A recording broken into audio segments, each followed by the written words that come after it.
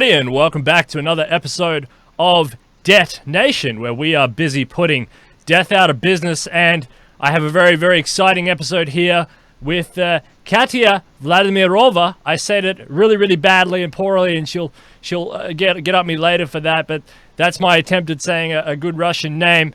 It's coming all the way from Switzerland, that great place. I'm pretty sure, or maybe Italy. It's somewhere in that region. But anyway, before we cross over and we actually get some correct information on that, let's thank our sponsors. Let's thank Thrivous. Thanks, Thrivous. You know the rules. $5 all up to $160 worth of free Thrivous. You can get that if you follow the rules in the link description. Geoprotectors, nootropics, the best stuff.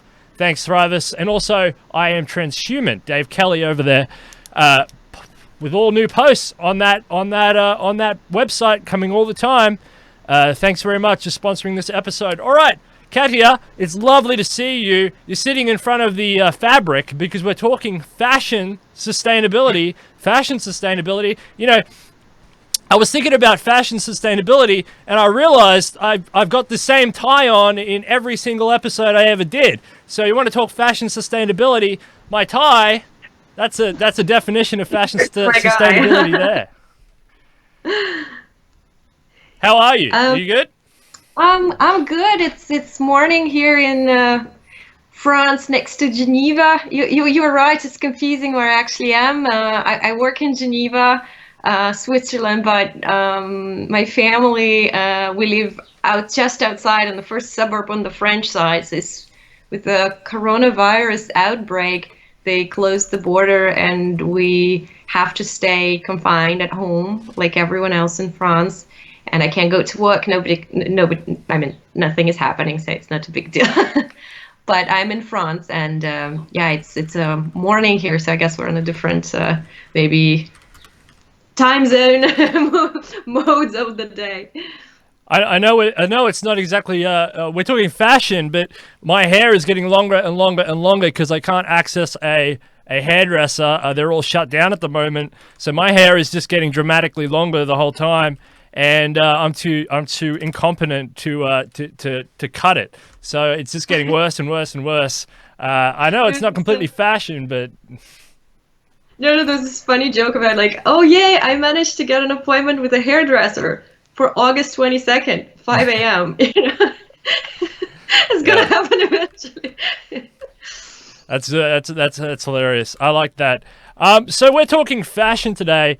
You know, fashion is cool. You know, in general, I mean, it's an old technology. You know, clothes are an old technology originally used for the enhancement of humans to survive through stuff, you know, through ice ages, and you know, to enhance our survivability. But in the modern era, it's sort of changed a little bit from survivability into something more disposable, into something more dispensable. You lead the charge on this. What is fashion? As opposed to clothes, what is fashion, and what do you study as a PhD doctor? So yeah, you're absolutely right.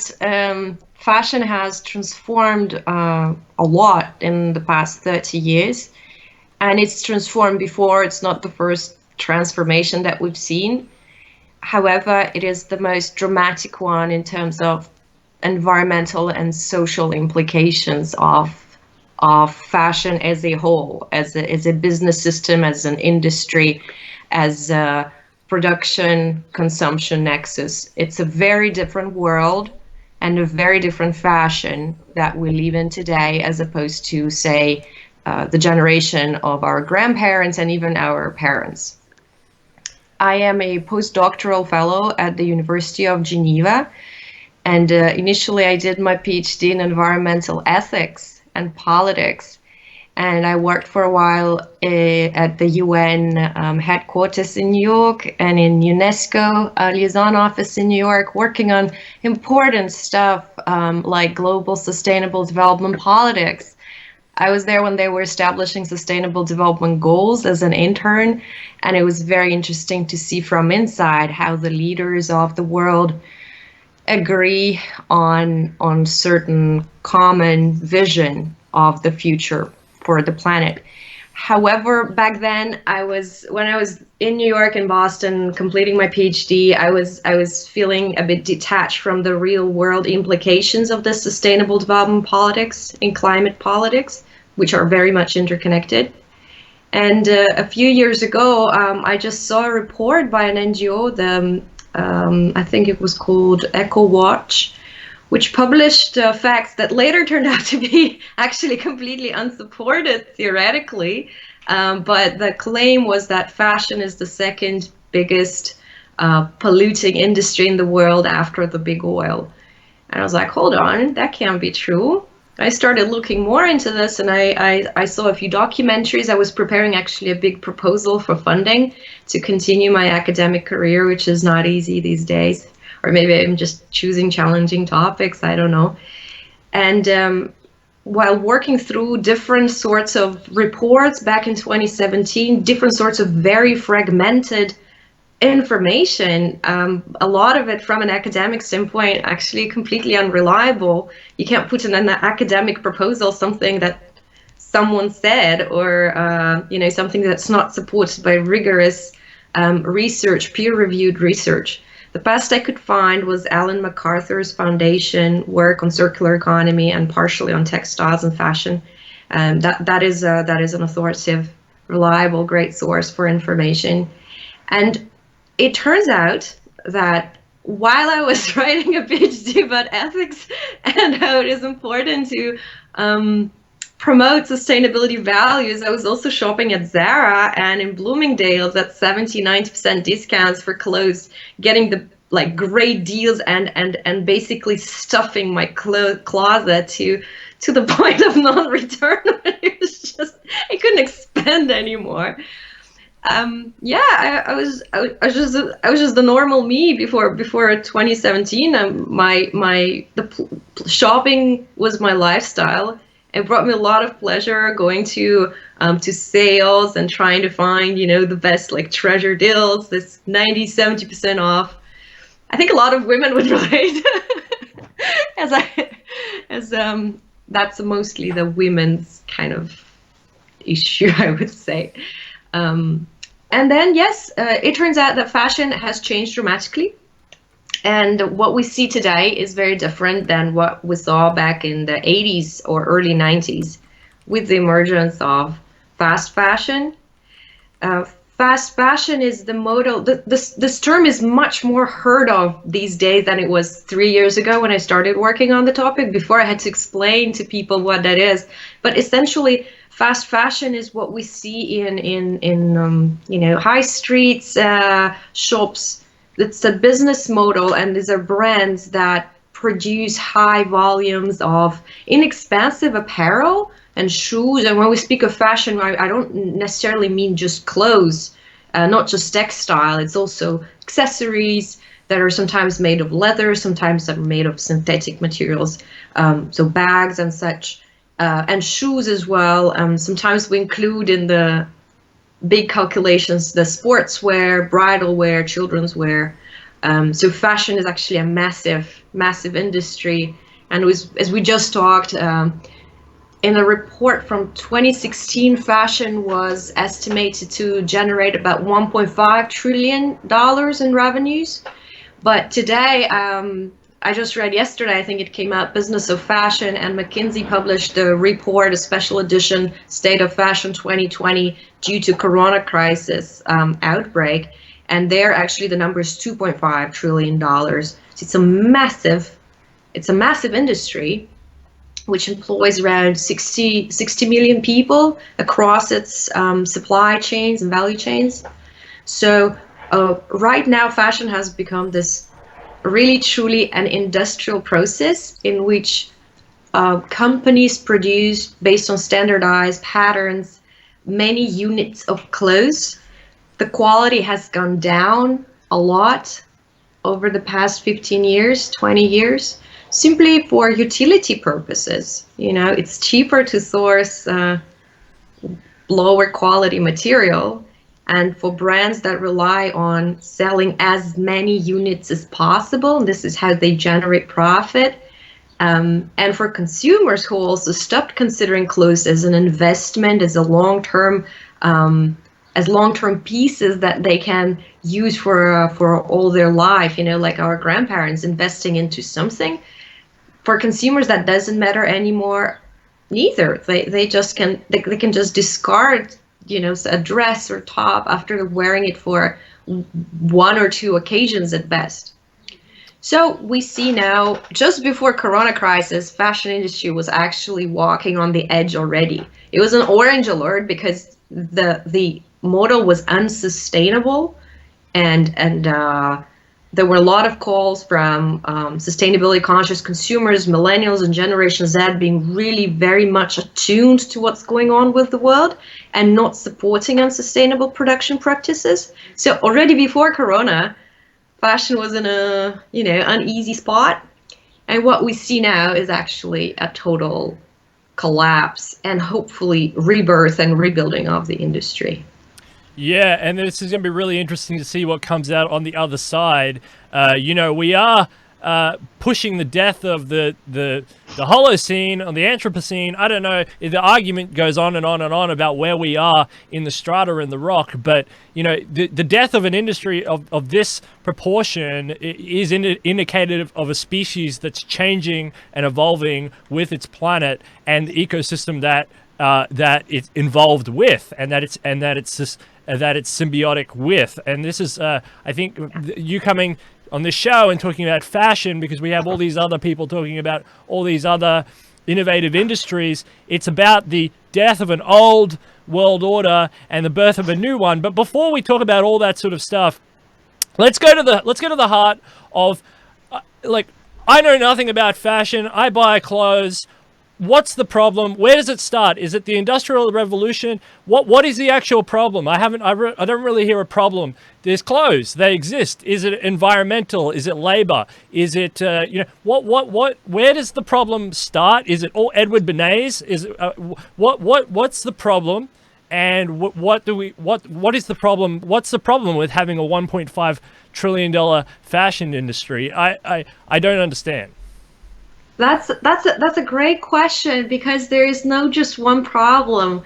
There are many problems that keep bubbling up on the surface as we've been seeing over the past 15, 20 years. Where do I start? No, it did not start with the Industrial Revolution. Luckily, during the Industrial Revolution, what happened, that the first factories, the first opportunities for women to engage in factory work started emerging. That's what was happening in the early 19th century. That was one of the main employment opportunities for women in Europe. And over the time, the market has evolved from, in the past, how did people make or consume clothes? In the 19th century, there was no mass production, obviously. A lot of people had the skill and knowledge how to make their own clothes. The richer ones would hire seamstresses or had personal tailors, So sewing industry was very big. Obviously, it was very big considering the demand. People didn't used to change clothes so often as we do now. What happened in the late 19th century, early 20th century, though, the first factories that started producing, sort of mass producing clothes. And in the 20th century, we see two parallel trends in which you have the haute couture, houses of high fashion in France mostly, and at the same time you have factories where women work who produce clothes for I would say middle class, more average, not such a pricey market. And of course, throughout the 20th century, the sewing industry and the seamstresses continued to be present. It didn't die out right away. And it was an important job, an important part of the creative industry of fashion. And then what happened in the early 1990s, two companies emerged that completely changed the game in this market. And those companies are Inditex, which I think it started in the 80s, but the impact that it started to have was in the 90s. Inditex is the parent company of Zara, Bershka, Mango, a bunch of other brands that are really famous and that are pretty much in every city you can go now. And H&M, the Swedish company. Interestingly, both companies come from Europe. Inditex is in Spain, and H&M is from Sweden. And these companies decided to, it was the age of globalization, right? So the 90s was the time when a lot of companies were moving their production from expensive developed labor markets to developing countries. That's the time when a lot of production moved to China, later on to Bangladesh and Pakistan, Vietnam, Cambodia, and Cambodia later also. But this is the time of like the going out of the industries of all sorts, and fashion didn't stay as a bystander. They're like, okay, we can do that as well. We can use cheaper labor to move our production from expensive French or Italian factories, or in North America that was not China or Asia. They moved it to South America, to some Central American countries. And fashion started to bloom because it turned out that it is possible to produce large quantities of clothes according to standardized patterns that were developed at the headquarters of these fashion later giants. And they just started building and building and building up pace, building up growth to an extent that today fast fashion is the bigger, is a very important, it's the bigger part of the fashion industry and overall. And this is the one that was responsible for the rapid growth of the industry in the past 20 years. It's the industry that it is these profit-seeking practices of production that required, obviously, a way to sell the garments. And these practices initiated and established basically a mindset of throwaway fashion among younger generations. The key target audience of fast fashion are millennials, are basically young people. So 10 years ago, for people who just reached 18 or 21, they just had their first job, and they finally have this money that they can spend on something that their mom didn't tell them to buy. This is the kind of like students, younger people, but also actually 20 to 35. This is the target audience of fast fashion brands. If you look at their advertisements, always very young models, teenage kind of like eternal youth appeal. And these people started their life as consumers of fashion in a world where you can easily buy affordable, cheap clothes. Clothes became so much cheaper than in early 90s, by factor of 2-3 times cheaper. It became much cheaper and affordable. In one seller, you could buy a whole wardrobe in some places.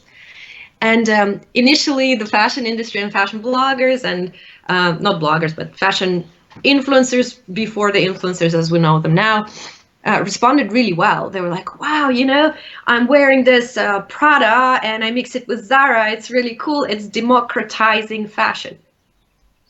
So to me, as an ethicist, it's a very important point. This is the point in which you make something that was previously only affordable to some, that was reserved to some, fashion from catwalks. It suddenly made it available to everybody. So obviously fast fashion was received very positively in the beginning. Great pieces at great prices, unbelievable. You couldn't have had it before. But unfortunately, fast fashion didn't stay on that high point, and they continued to grow, looking for more and more profits. I believe that the source of all of these problems is greed in the end of the day. And what started happening by increasing the volumes and the scale of production, we started seeing not only social exploitation. A lot of people heard about sweatshops and bad conditions in which people work in developing countries. But it's really it's become an equivalent of some people call it modern slavery in supply chains. Sophia Mini published a great book about this, Slave to Fashion, in which she discusses the conditions of people who make our clothes. And the best part is the neoliberal argument to this, the response to this from a CEO that I think was featured in the True Cost. The CEO of one of the major fashion companies was like, yes, but we still give them jobs. So they're better off than if we were not there. Which to me, again, coming with the perspective of justice theories, this is a complete BS, because you're not making people better off by providing them bare minimum, and in some countries not even bare minimum wages. You know, in Ethiopia, which is currently attracting a lot of orders from fast fashion companies, the monthly salary for garment workers is $20, with the minimum the baseline minimum wage, the living wage, being at least 3 times more than that. So we are speaking about a capitalist approach to production that's very aggressive and that's expending, and they're saving on people, obviously.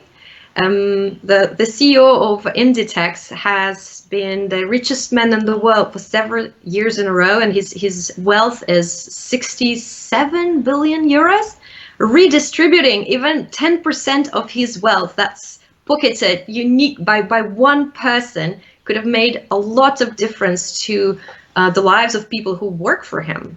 So yes, they are better off having a job, but at a little expense to one person who pockets all the profit, or I wouldn't say it's just him. Of course, there's a group of CEOs around that person. You could provide better life conditions. You could provide medical insurance. You could provide, other benefits to people who make this clothes and make their lives better than they are, not keeping them at bare minimum. So social aspect is one part. The other aspect that is also critical is the environmental impact. Fashion production is a very environmentally damaging process for many parts, and it's so vast, the supply chain, because we have so many different fabrics, and so many different processes to treat these fabrics, from growing cotton, which is a very water-intensive industry, to dyeing fabrics, which is done with harsh chemicals, and oftentimes when it is done, the chemicals that are used to dye clothes are dumped directly in the water streams. In China, many rivers are polluted exactly with that, with the colored dyes, toxic chemicals that come from the textile industry. Leather production is also it's water intensive and very chemical intensive, and it's really, since it's been outsourced to countries that don't have strong environmental protection laws, those costs are just the costs are carried by the environment, basically. And we have many different other aspects of the production. I'd be happy to talk more about those if you're interested, but just to draw your attention to the production process of clothes, and during that time there is an environmental impact, and of course the waste is an environmental problem. Textile does not biodegrade if it's made out of polyester. If it's made out of synthetic fibers, so polyester, nylon, acrylic fabrics, they don't biodegrade. At best, in 200-300 years, they will fall into small microplastic threads, which will then make their way through groundwater to other bigger water reservoirs, to seas and to oceans, and I guess you have heard about the microplastic pollution problem that's been happening recently. So it is bad what we have now, because what we have right now is consuming 60% more clothes and keeping them for how long, and the very recent problem. Yeah, so your internet's just a little bit just went a little bit dark for a second there, but and now I think we have to put those headphones in, because now I can hear the echo because of the internet. Sure. That's okay. Well, no, it's back now. I think it's okay. But yes, no, that's really, really good, and I think it's okay now. It's all right.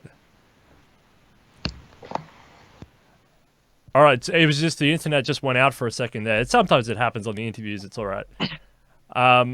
So yeah, so that's a really interesting introduction into fast fashion and how it's become a problem. Clothes initially from the start of the human experiment, was a solution. Clothes and fashion items have been used throughout history to designate social status and resource status. Kings and queens, buried with their certain types of clothes and their fashion status, rings, etc. And the highest quality fashion was usually distributed to the highest ranking members in a society: pharaohs, priests, kings and queens, etc. I mean, if you look at through European history, Marie Antoinette or somebody like that has a fantastic closet. Right. The powdered wings, fashion is, Roman emperors have died because of fashion-related choices. They use purple dye extracted from clams or shells or something to designate themselves as royalty. And this has been a human consciousness experiment.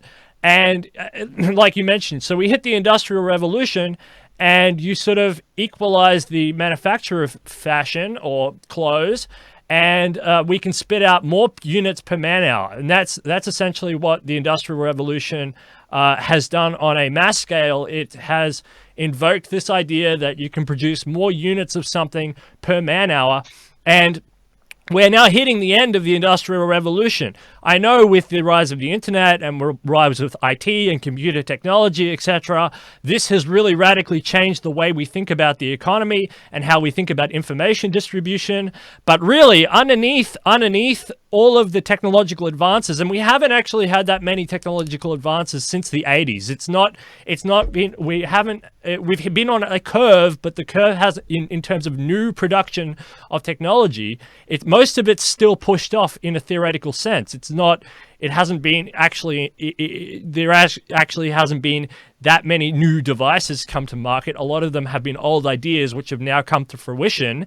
And if you don't believe me, go and check out the sci-fi and what they thought might happen. And those things are now coming true. But we haven't actually had that many new devices. So underneath the layer of technological advancement, you have the same old industrial capacity running, and that industrial capacity is chasing smaller and smaller margins. And those margins are being reduced because they want to chase profit, and I agree with you.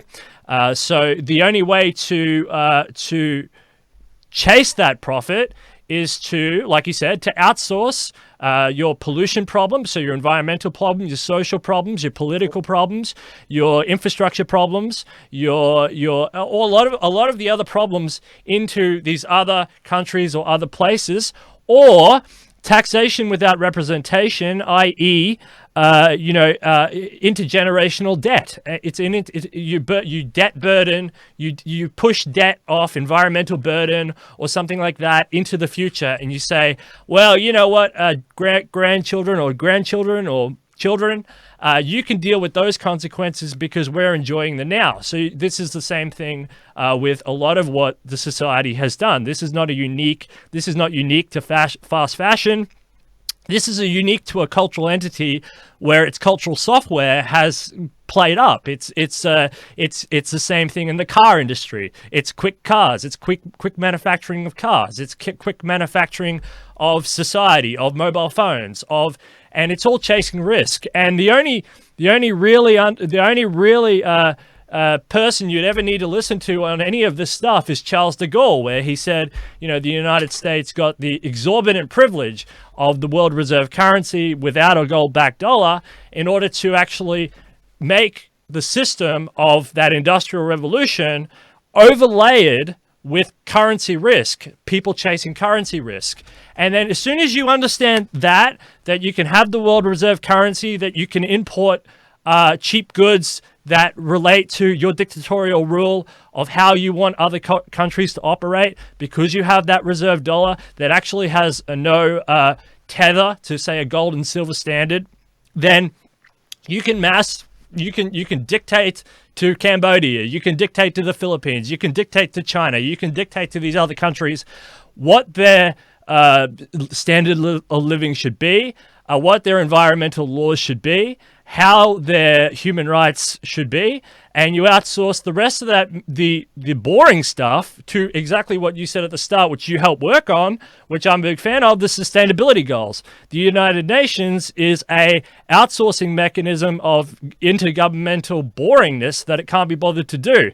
Governments have their own problems, usually mainly domestic problems, and that's really enhanced in democracies because they need to win votes. So national governments are really concerned with domestic issues, and international issues are only ever done on a sort of a Machiavellian, a hyper realist, international aid or defense or trade agreements, because you need to win trade agreements for cheaper bananas or cheaper clothes or cheaper fabrics or whatever.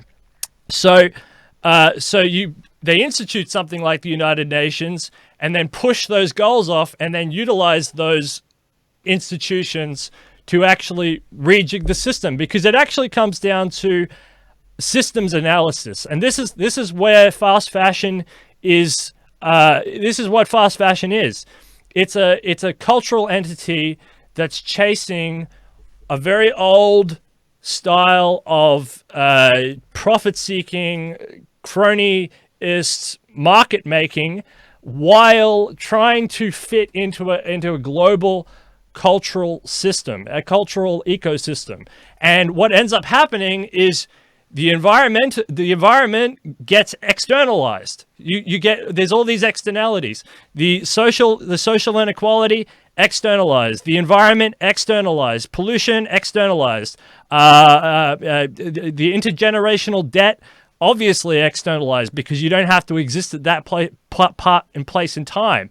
The financial consequences, externalized, and then the icing on the cake is that the neoliberal consensus is that you can't really not say that they can't win, because the governments of those countries that you mentioned fight over the factories to be in their countries, because if they don't have the jobs, even at slave labor wage, even as a slave, then they don't get work. And if they don't get work, that drags the national economy down, and that drags their productivity down, and then they have less money to spend what little resources they have on education, on hospitals, on national infrastructure, on future projects, on upgrading their productivity, on enhancing new technologies, and trying to work their way out. So that basically it becomes very, very awkward, where they say, if we don't become slaves, then we're never going to upgrade. And, so then you can point to a country like Japan,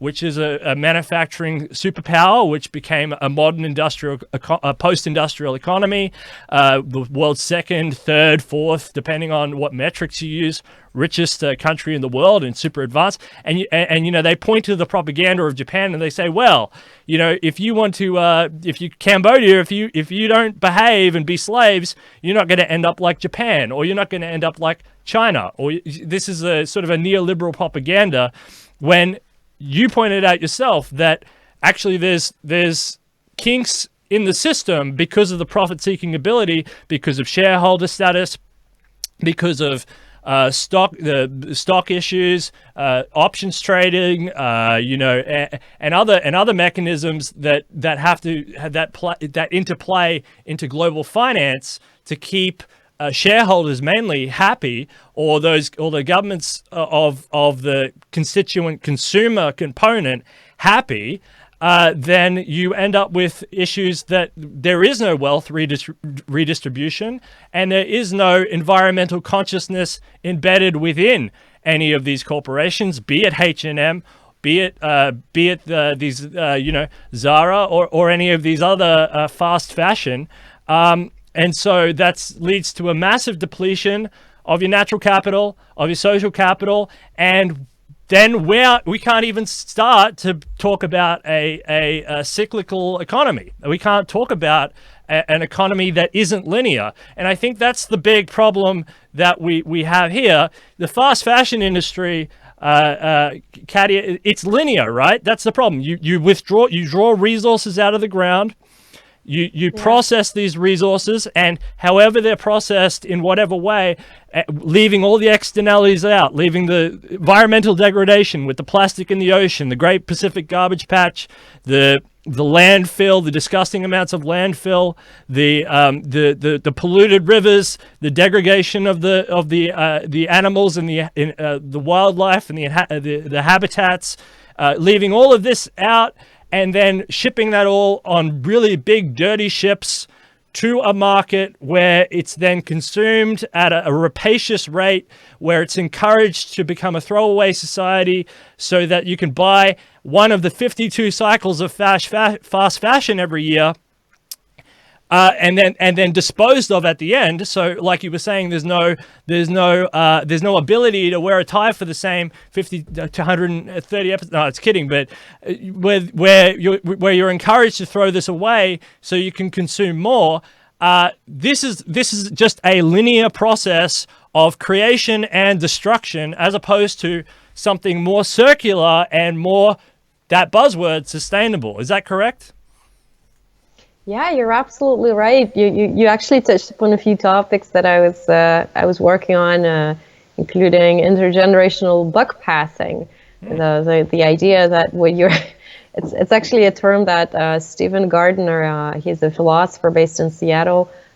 He wrote about that in his book, which I highly recommend. It's called The Perfect Moral Storm, in which he explains why our society, he wrote it 10 years ago, why our society is unable to confront the problems of climate change. And one of them was that it's convenient for us to engage in this intergenerational buck passing. We do the bare minimum that doesn't keep us wiped off the face of the earth, and we pass on most difficult questions to future people. But yeah, going back to the fashion model, absolutely, you're absolutely correct. It's an aggressive, profit-seeking linear model that is unsustainable and unethical. And I mean, I include usually ethical in the definition of sustainable. So for something to be sustainable, it also has to be ethical. It has to be fair to people who are involved, to animals who are in any way involved or not involved, who suffer from loss of habitat, who suffer from mistreatment or and so on. So sustainable, ethical fashion has nothing to do with fast fashion, and hopefully after pandemic crisis, we will not go back to how things were before, as many people are hoping in economic analysis. What we need to have is more options to close the loop and to engage into more circular practices. But that's only one side of it, right? And as you know, I am not an expert on the industry perspective here. I know things I need to know just to make sense to me to study what I'm interested in, which is consumption aspect of fashion. I am interested in the new social practices, in the new innovative solutions that consumers are coming up with. and that small businesses, medium businesses are coming up with to enable those either circular or completely new, ways of experiencing fashion. And there's been plenty in the past 10 years. Have you heard of swapping? No, I actually called my mother before this interview, and I said, because she knows a lot about fashion, and I said to you, is there anything I should know before this? And she said, yeah, there's a lot of stuff, and I'm sure she mentioned swapping, those clothes, but she also mentioned Saint Vity's, or these stores where you donate to, and people, you can recycle through donations and stuff. And she actually said it's becoming a trend. You mentioned in a pre-interview of ours, minimalism is becoming a trend, and also this other idea of shopping at an op shop is also becoming a trend for higher income people. It's becoming trendy, which is actually good and bad. It actually poses a problem for low-income people because it inflates prices on clothes that they would normally buy. So that's bad. But it does encourage people to donate and to participate in a kind of silly but better than disposing of Absolutely. of a product. So when we speak about those alternative practices, it's not rocket science. It's not that people come up with a fantastic technological solution or something. What is happening is people are going back to the basics, back to the natural exchange practices that we had for millennia. The humans were the same things that humans were doing for millennia, for hundreds of years at least. Secondhand fashion market is projected to become larger than fast fashion in, I think, 5 years. There was a ThredUp report. ThredUp is a big secondhand platform in the US. So people already have so much clothes that their physical space in their closets is full. It's been filled, and people are unhappy. people come to the natural point when they become unhappy with the clutter, which is connected to mental health issues, not the severe ones, not the hoarding, of course, but normal, regular people who just shop as the market tells them to shop. At some point, middle-class people, they have a certain average size of a dwelling, and that average dwelling size has a certain size of a closet average space. And most of these people have seen recently in the past 5-10 years that their closets are full, and it's full of stuff that doesn't really make them happy in the sense, because a lot of it was impulse purchases, was bought on sale, bought because it was a great bargain and not because it fits well. I've been telling this story, which is quite, I think, typical. I was in New York, and there was 90% off Tory Burch sandals, which were size 36. And I wear 38, and I was like, oh, they're open toes, I'll try to fit into them.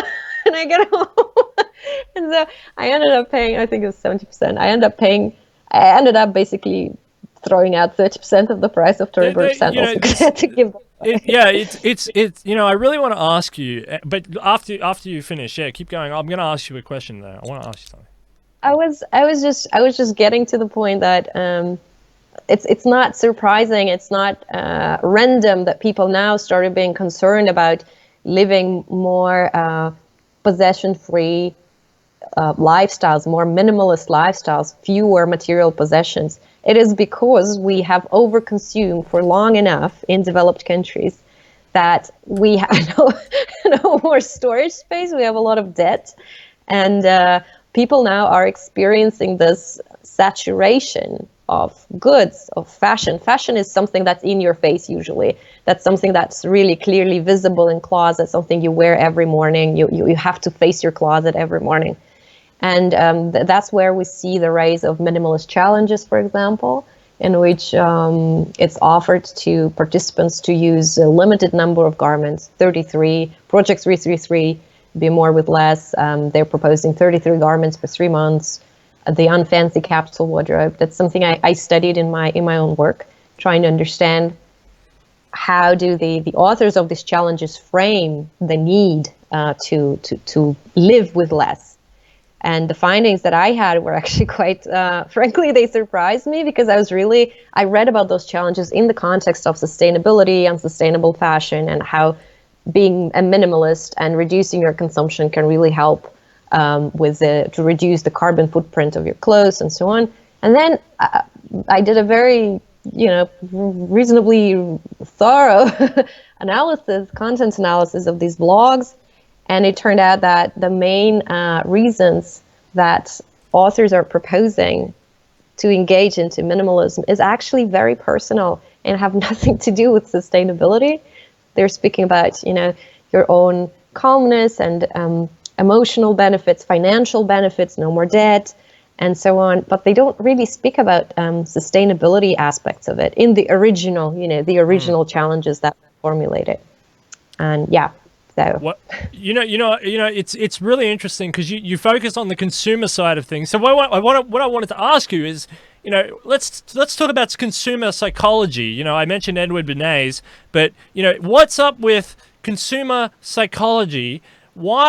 Why would people consume to the point where their wardrobe is full and they go out into the street and they think, wow, I have not yet consumed enough. I still need that dopamine hit. It sounds like any sort of lab rat mice that you would take out. These people aren't stupid, okay? They're not people who walk around on the consuming end, especially of a national project like New York or something. I mean, they're not stupid. But how come they fall into the trap of saying, well, I obviously don't have enough? Is there something going on there? Is it depression? Is it peer pressure from society? What's going on there? Why would people consume more than they need? And how do we get to that? How does that happen? I remember in the 80s, greed is good. Remember that? Are we coming to the end of that epoch? What's happening? Again, I'm a ethicist turning sociologist, so unfortunately I can't give you papers to back up my take on the psychology of consumption, which I'm sure there must be research on that. It's a very important part advertising of how we consume. So yes, of course, it's not just depression, it's not just peer pressure, it's not just individual factors that fall into place. But the main problem, the main driving force behind our excessive consumption is, of course, advertisement. And that has been the case since the 60s. That has been the case since the invention of the planned obsolescence program. It has been the case since the marketers in the US back in the 60s have decided that it is important to keep consumer always unsatisfied with what they have. It is impossible for the market to thrive to have satisfied consumers. Therefore, we have planned obsolescence, perceived, or there was another type in which basically, sometimes our phone comes out of fashion because there's a new model, Sometimes the clothes, all the seasonal changes that existed, and now, it's not this month's fashion anymore. So massive machine of advertising, of marketing, global, very powerful, is creating the mindset. And of course, it's not acting on its own. The neoliberal institutions that guide us towards excessive consumption, of course, also include governments that are relying on that. As long as we see consumption as part of the growth paradigm, and growth as something that measures our well-being and our, how good we are as a nation, as a global society. As long as we measure this with growth, we're going to have issues with trying to sell more and trying to governments backing up, expansion of businesses and growth of businesses, which is unsustainable because we have limited resources, we have planetary boundaries that have already been surpassed, many of those. But yeah, to answer your question, why consumers consume so much, it's not because they're stupid. Not at all. It's because we have a very powerful set. It surrounds us everywhere, especially now with social media. It's very difficult to separate, the authenticity of an influencer from her trying to sell you stuff. Very difficult. Everything is intertwined. I've recently you mentioned the target market, the target age, and it's getting younger and younger. Children are targeted, obviously.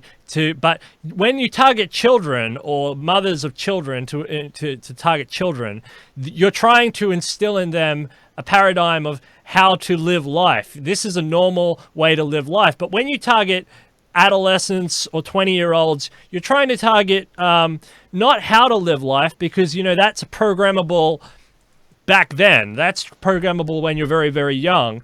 When you hit adolescence, you have more freedom, you're more rebellious, and you're trying to program into them that this is more of a lifestyle choice that you should continue in order to fit into the regime of society and that you would be accepted. It's more of a lifestyle choice, as opposed to a mechanism of perpetual control, which is what they're trying now. And for example, the credit card companies do the same thing. We don't talk about debt that much on this show, but I'll just say this because this fits perfectly in. There's credit card companies now that have, and they have for a long time, you buy a Barbie doll, and you would think that would have a big influence on the fashion industry as well. Barbie sets a model, sets a standard and you can change the clothes over and over. And this is a very important thing. If you want to be like Barbie, you better buy and have a variety of outfits to change into. So it sets this unattainable lifestyle. And we do see very extremes of that, when people do model themselves after Barbie or something. You see these weirdos who do that. But, I mean the very extreme. There's only a couple of them out there. But, and they are weird. But, that's the Barbie. But, credit card companies say, hey, I got an idea. Why don't we sell the Barbie doll and give her a credit card, and her and Ken can have the credit card as a fashion accessory. So then kids start to learn, credit card equals buying clothes, credit card. It's all part of the how to exist. And, it's very sneaky. Junk food industry has also done the same thing. Ronald McDonald, have a Happy Meal. If you don't have a party at the McDonald's, you're not a participant in fun. You're not going to have fun with your friends because Ronald McDonald didn't endorse it. And, Ronald McDonald is just a bigger player in the environmental degradation as any of these guys. In 2010, I don't know the updated stats now, but we produced one New York building of McDonald's trash a day. Trash being an American word, we call it garbage or rubbish here in Australia. But it's absolutely enormous. But this is just externalities again. Mother Nature can absorb all those externality costs. So the very young targeted as a perpetual plan as a life endurance model, that this is completely normal and satisfactory. Adolescence as a lifestyle choice, and going older than that, then it's part of, if you're not dressed a certain way, or if you don't behave a certain way, or if you don't consume a certain amount of clothes, you're not successful. You're not going to have the proper life requirements in order to get that job, in order to make that, to participate in a high functioning society. And so they get you at every level, they get you at every age bracket, and they know exactly how to target you in order to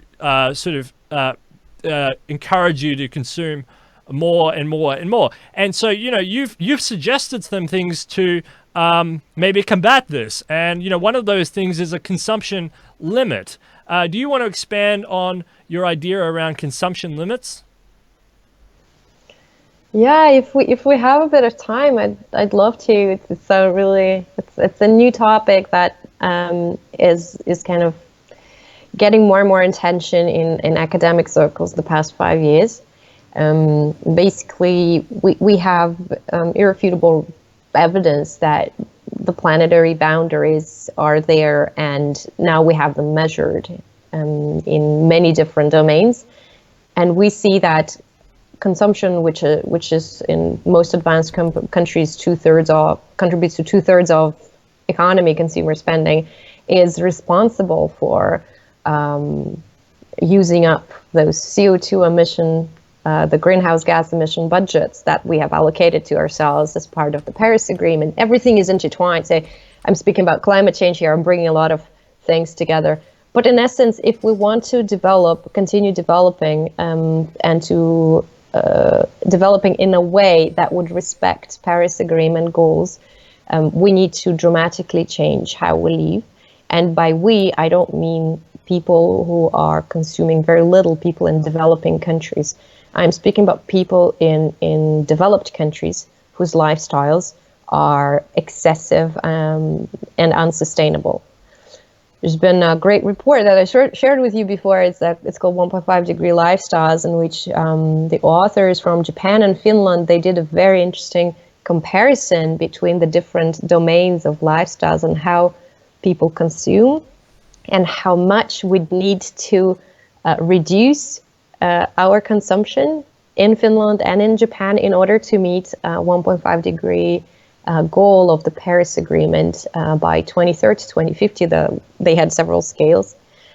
And the point was that in some cases we have to reduce in some domains of lifestyles. The 4 main domains, by the way, are the most impactful in terms of greenhouse gas emissions are, of course, transport, housing, how we heat or cool our houses, so energy practices in the home, food. These are responsible for about 75% of the emissions from household consumption. And the 4th one is very recent. It's actually fashion. It's one of the more polluting and carbon intensive lifestyle domains. It became such. So we do need to reduce emissions from our lifestyles. We need to reduce practices that are contributing to heating up the planet. And how do we do that if increasing consumption and growth are perceived to be the beacon of development? In the Sustainable Development Goals, the UN proposes a new concept of green growth, in which they suggest to decouple growth from resource use, which is a great idea theoretically, but how do we actually do it in practice? Nobody knows.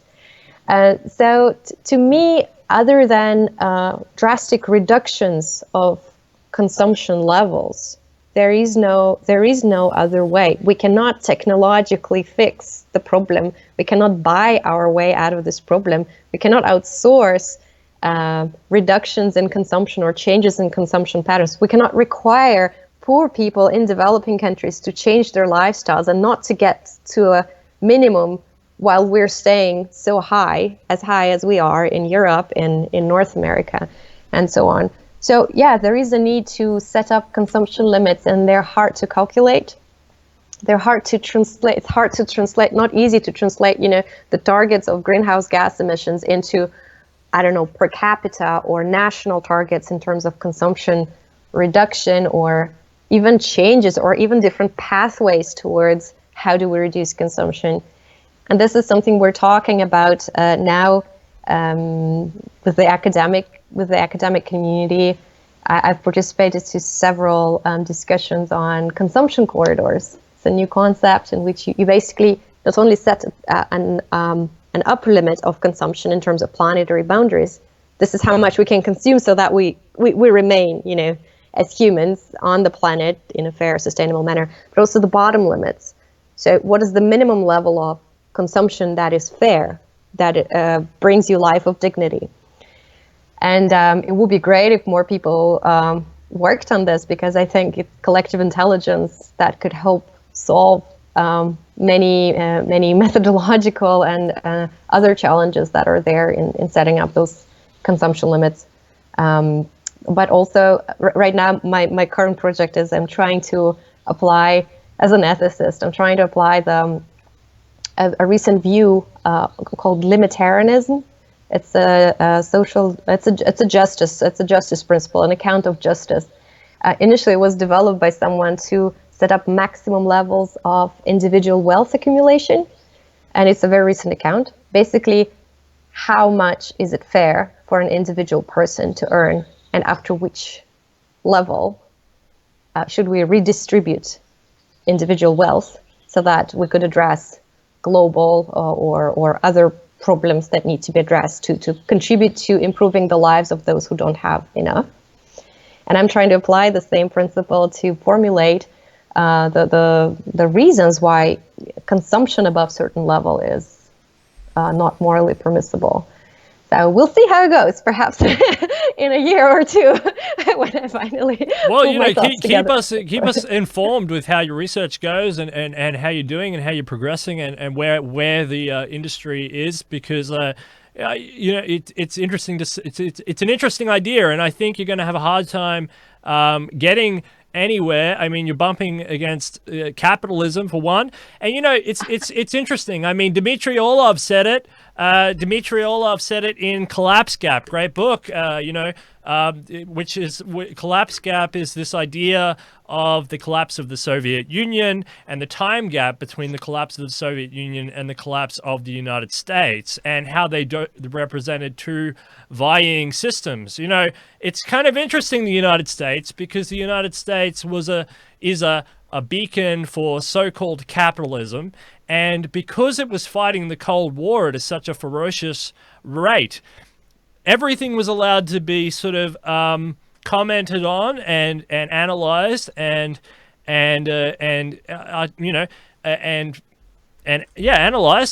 except for the economic structure, because the economic structure was in vying competition with another superpower. And I think we have actually now sort of reached the end of that period where we have to cower in fear and not comment on that old paradigm. I think we are now at a new era. I think we're, especially post COVID-19. COVID-19 is your economic 9/11 moment. I think that COVID-19 will usher in a depression, a Great Depression, something comparable with the 1930s. And this in itself will be a great mover in your direction in terms of sustainable fashion, because you're gonna get a groundswell of poor people now who won't be able to consume at these high rates. So in terms of sustainable, in terms of fast fashion, I expect the fast fashion industry to take a big hit now as what they call in economics, I guess, disposable incomes collapse, as people turn now to the necessities of food, water, and shelter. You mentioned Project 333. We got Project 222 down here. That's food, water, and shelter. And I add in there arguably healthcare as well. That should be a bare minimum for human standard of living. Yes, but and I think there is an argument as well for the redistribution of capital and resources, money, essentially, from the very tippity top 1% to the poor. A lot of my reasons are in the fact that they're ill-gotten gains, whether they're done through sneaky financialization techniques, options trading, derivatives fraud, throwing whole economies under the bus, like Enron or WorldCom. We saw, a lot of banking fraud in the 2008 crash with a mortgage derivative fraud. A lot of these things are very simple and very easy to argue in a government. But I think that the United Nations and others you can actually generate arguments on the externalities and on the environment, the ecological holocaust that a lot of these companies and players are complicit in. And I think that there is a new paradigm brewing. And I wouldn't personally advocate for consumption limits or consumption corridors. I think I have more of a different idea to you. And actually, I remember reading a book about this, and I fall more in the line with the book called The Ecology of Commerce, if you've ever heard of it. It's a very, very interesting insight into this is Mr. Hawkins' writing, The Ecology of Commerce, and it's basically how to flip capitalism on its head and promote the exact same incentive structure but in a more sustainable way. There's a couple of central arguments to the book. I'll just read them here. I've got them here. Central to Hawkins' argument is two basic facts. One, the age of industrialism as we know it has come to an end. And two, we are confronting a global ecological crisis that is considerably more acute than most of us realize, which I think we would both agree with. These facts mean that both business people must dedicate themselves to transforming commerce into a restorative undertaking. They simply have no other choice as we are exceeding the carrying capacity of the planet at the maximum level of life and the ecosystem that it can sustain.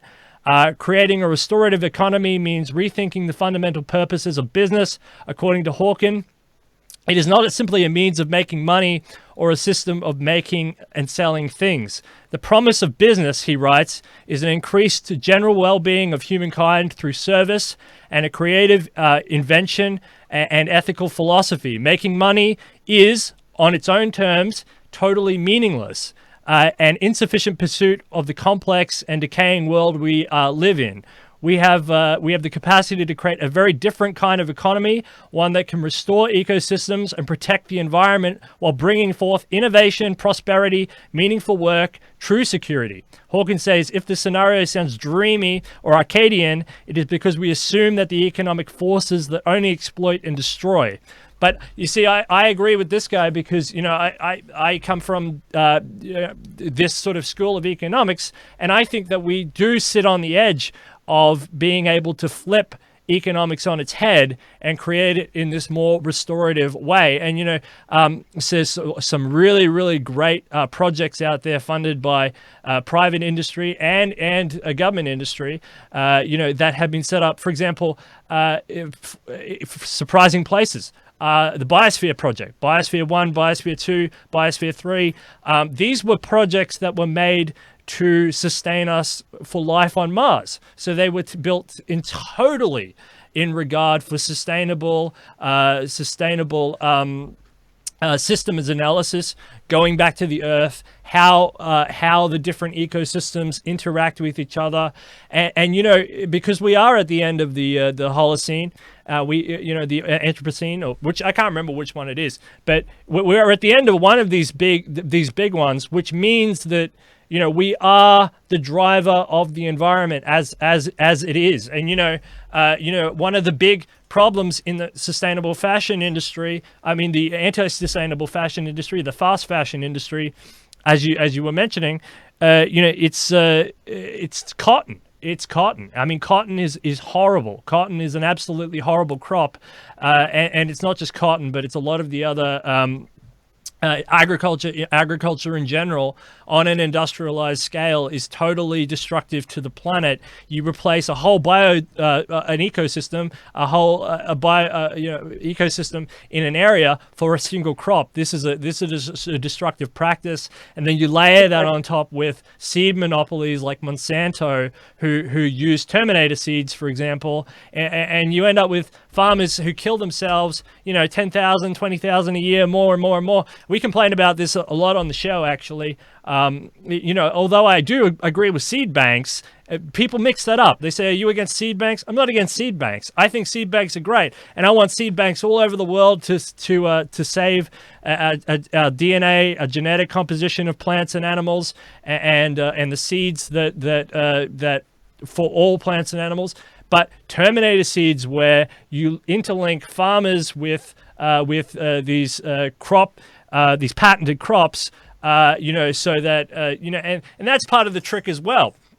You have a genetically modified, you have an organic cotton farmer, you have a GM cotton farmer who's using Terminator seeds.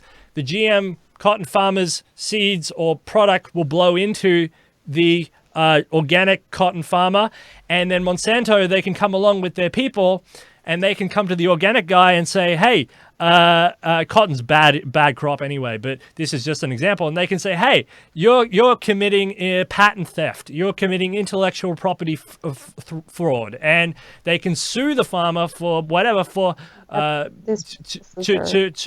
intellectual property theft or for patent fraud. And it's a very clever idea. It's very clever. I don't know what little devil thought it up, but it's totally counterintuitive to a sustainable way of living. And as you deplete the amount of the different crops, whether that be in the agricultural sector, which we talk a lot about, or whether that be in the fashion industry, as you deplete the natural range of cotton, or for example, you end up with less availability of species. So if there is a termite or a mite or an insect that can devastate a crop, you can have a cotton shortage. You could have a big global cotton shortage because you're down to one or two or three types of plants, and this is that now have a superbug that's tailored to destroy this type of plant. So this is really bad stuff. And I would lean on the ecology of commerce to rescue us from some of these scenarios. But these other ideas, consumption limits, I tell you why I endorse some of this idea, because it would scare the bejesus out of people, and it would make them think. Twice about what they consume, how much they consume, and how and where their fashion comes from, where and what the processes of their their clothes are. And it's a really, I wouldn't say it's totally a bad idea. I think it would be a good wake up call to consumers out there to start to really think about where their clothes come from, the processes of their clothes, and some of the externalities and the costs of having those clothes. Not just the prices and the silly discounts at the store, the real cost, the human cost, the environmental cost, the intergenerational cost, the all the other costs that go along with fast fashion. May I ask you a question? Sure. So when we speak about climate politics and the reduction of greenhouse gases, you're aware about the goals that UN set and the countries set that we need to reduce our greenhouse gas emissions, right? Yeah, the Paris Climate Accord, all that. How do you apply this to yourself? Well, I don't own a car. I don't own many clothes because No. I mean, those numbers that we have as global goals. How do you see your contribution, or how can you measure your own efficiency in contributing to achieving those goals of greenhouse gas reduction? Oh, on a personal level? Yeah. I think that's a really good question, actually, and it's kind of a trick question because is someone who's it is a trick question. because someone who thinks they'd know a lot actually probably knows less about it in a way, like because they think they're morally or intellectually superior, and they say, I think about the environment, therefore I'm part of the problem, but not part of the problem, but actually you probably are. It's kind of so I think about it in a as just I'm a part of the problem. To me, honestly, I've been working on climate politics. I've been working on sustainable development politics and ethics. And when I read those IPCC reports of the Intergovernmental Panel on Climate Change, I'm like, oh my God, can someone give me an executive summary and just tell me what to do? Because it's very difficult for people, even those who are working on these specific issues, it's very difficult to translate those scientific findings, which are sound. They're really good scientific findings. But speaking about the global goals of reducing our greenhouse gas emissions is one thing. It's one framing of the problem. What consumption corridors, consumption limits could do for us is they're not contradictory in any way to the Hawkins framework. Actually, to me, they would be complementary to the ethical framework, to the ethical vision of how we should develop. As I come from Russia, so rationing and limits is something that I grew up with. It's not this thought doesn't really scare me. It doesn't excite me that much, but it doesn't scare me. However, this is not something that I think is reasonable to expect from everyone else. But consumption limits, the mere formulation of them, that's been impeded over, there's no group that would calculate this. How come? Like, do we really not have funding for this? We were able to calculate super sophisticated planetary boundaries by the different aspects of how we consume natural resources. How come we cannot fund or establish a group of scholars who are going to sit down for a few months and just put their heads together and calculate what it is per capita that we should be expected? What are the different scenarios that we should be expected to follow? And I think that formulating consumption limits, calculating them, something that the 1.5 degree lifestyles report has started doing, but you have to do this for different countries, could give people, rather than scaring people so very much, on the contrary, it could give people different options. Because in the 1.5 degree lifestyles report, what you can see is that, yes, we have to reduce by, say, 70% of the impact of our lifestyles in Finland. However, you could do it by reducing how much meat you eat, or giving up your car. Or you can also stop, going to sauna every other day, and save up on heating. So people could get a more clear, evidence-based notion of how much, to what extent, and in which domains and areas their lifestyles should change, their consumption should change. It doesn't have to be only fashion, obviously. It should actually go through all the different domains. And it's interesting you mentioned that, because you sent a calculator which I actually used and calculated my own fashion consumption. And although I'm actually a fairly low fashion consumption, I did it twice because at my house I used the dryer a lot. And so even though I actually consume a lot, I don't buy many clothes, I don't buy many shoes or anything like that, because I use the dryer, bam, I'm on medium. And I can't help that because of my job, and they require me to use that. So actually I come out as medium, which really annoys me because when I'm not calculating in the dryer, automatically I'm in the low range. But because I do use that energy output, it does come up. But again, not everybody uses that calculator. Thank you very much for sending that calculator. Now I get to know where I am on that level, and I can be more cognizant about reducing that impact even more if I can. But not everybody gets that advantage and gets that. And I think that's part of what you're talking about. How are we going to make a cultural shift within societies so that people talking about sustainability is enjoyable, it's fun, it's got to etch its way into conversations about money, conversations about lifestyle, conversations about family, conversations about normal transport opportunities and work opportunities, and how to have more sustainable, fun weddings. And it's got to etch itself into every mode of life. And how can we transition into a cultural mode of sustainability? And I think that's really that's where it has to go. And I think that is something that is possible. I think you are seeing, you mentioned eating meat and stuff. This is already a topic that's on the fringes of becoming mainstream now, with lab-grown meats, for example, which it's so exciting. That will help reduce a lot of the greenhouse gas emissions in itself. Because animals, as it's not just it's not just the existence of the billions of animals that are around the world. That's not even the big deal, but it's the trucking of them. It's all of the processing that goes into moving these animals around to different parts of the country. And this is the other thing about the fashion as well. How far across the ocean do these things have to move? The life cycle of an individual piece of individual clothing item is incredibly unsustainable. And I think that's a model that post COVID-19 is changing rapidly.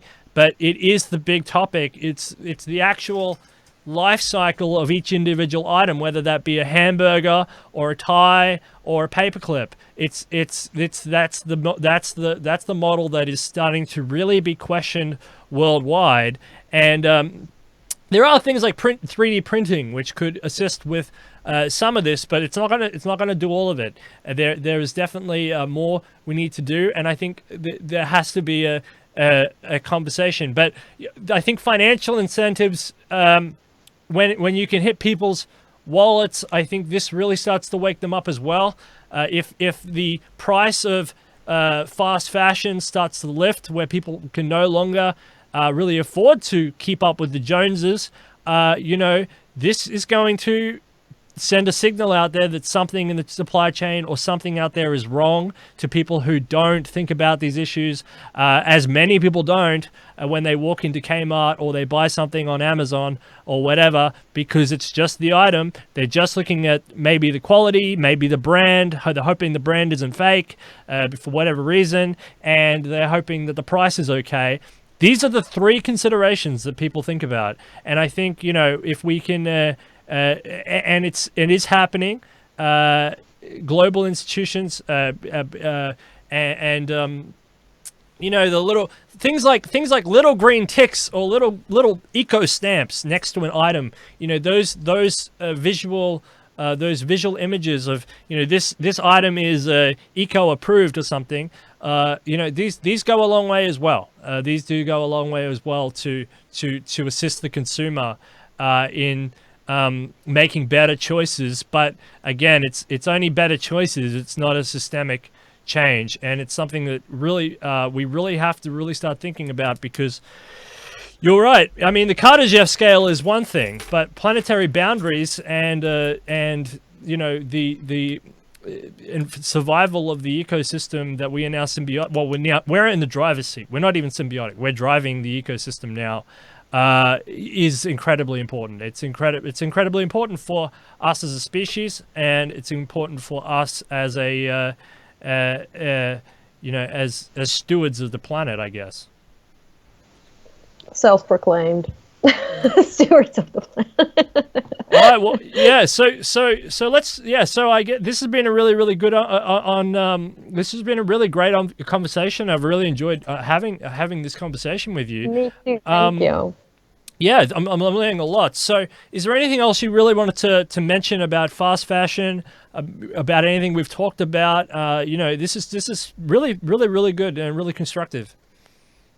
Yeah, if there is one thing that I would like anyone who's been listening to the podcast to take out of it, would be that we consume too much, and the ultimate contribution to a better world that we can do as citizens, as people living in developed countries, is to consume less. And fashion is the area where it's easy and relatively painless to start for us. Just by keeping things that spark joy, keeping things that are really good quality, that last long, investing in fewer, better quality items is the solution that consumers can take. And it's a good word, investing in it rather than having it as a pet, And I think this is right. I think this is how people thought about their clothes, because they're so cheap and consumable and disposable.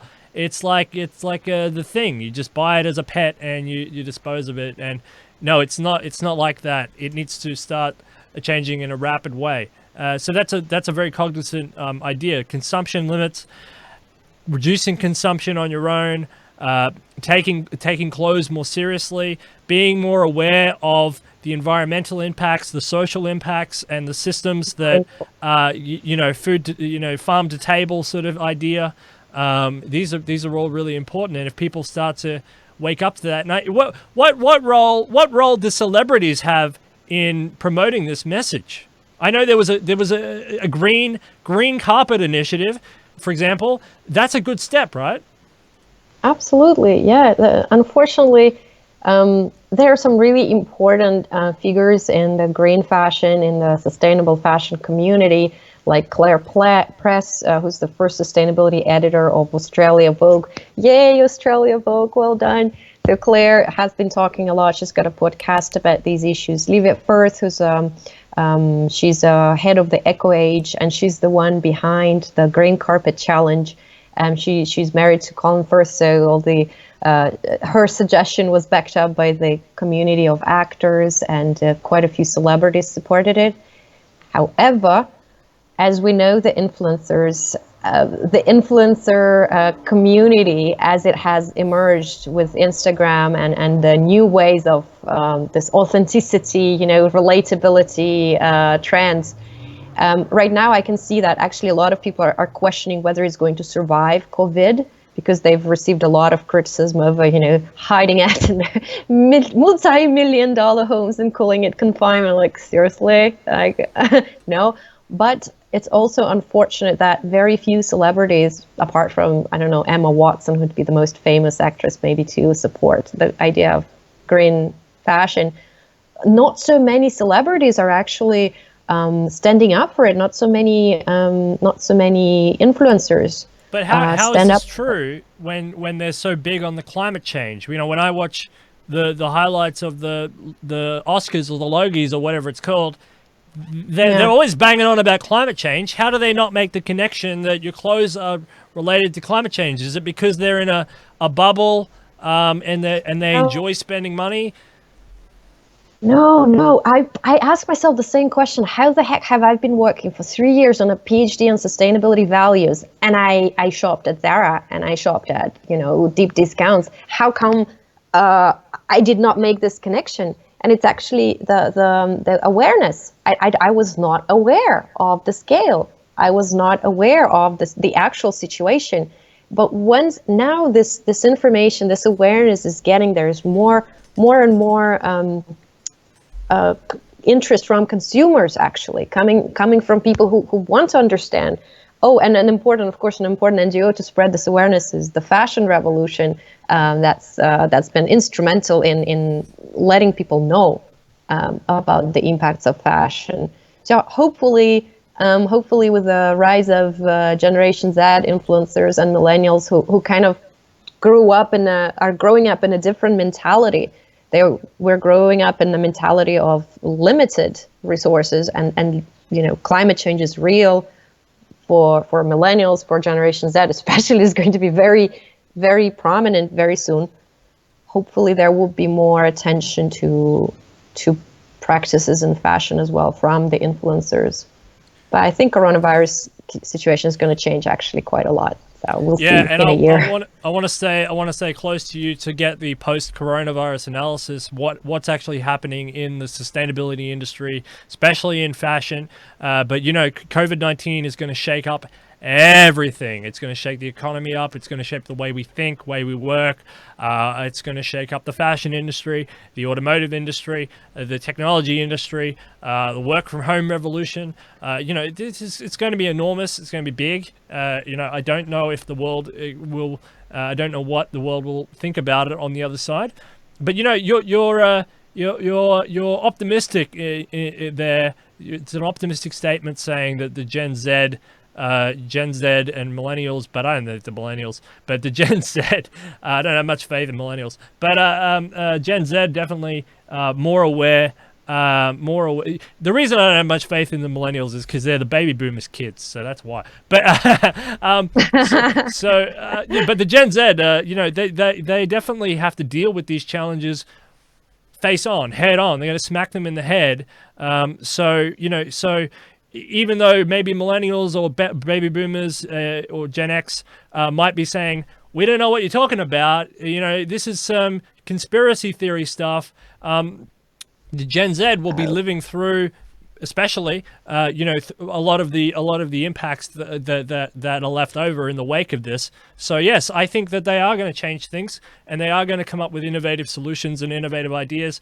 And hopefully, there's a new crop of them out there that do the Insta stuff and can promote some really good ideas. Hey, I really want to thank you for coming on this episode of Detonation.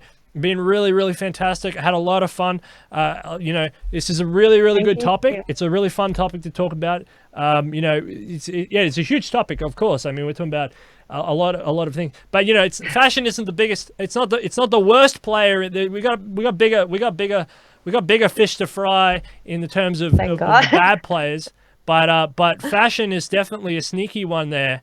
It's sneaky. It's sneaky because it's linked with human psychology. And I think if you can crack fashion, if you can crack it, if you can get fashion under control, that's your first step to undoing some of these larger players like the petrochemical industry, the finance industry, and the military industrial complex, etc. When you want to talk about energy consumption or unsustainability, the military industrial complex supersedes everything in terms of unsustainability. They literally deal in destruction and death. The fashion industry is a byproduct of a broken system that hasn't re-engineered itself and that is primed and ready for some really dramatic innovation and change. And I'm very optimistic that eventually we can solve this issue, especially as governments and industries run out of room. We're going off to Mars, we're going off to space, we're doing that stuff, and we'll have to innovate here on Earth, and all that money is just going to float around. So we'll spend more of it in sustainability, in sustainable fashion, in different fabrics, in working out how to change consumer behavior, which is really, really important, and all the other mechanisms that are at play. Absolutely fantastic. Thank you so much for coming on the show. Thank you for inviting me. It was my pleasure. Thank you. Thank you very much. Well, thanks to everybody who watched Detonation. Thanks to everyone who shares Detonation. Get some Thrivous if you can. Thank you, Katia. That's been a fantastic show. Really, really happy to have you on. And that's Detonation, where we're busy putting death out of business.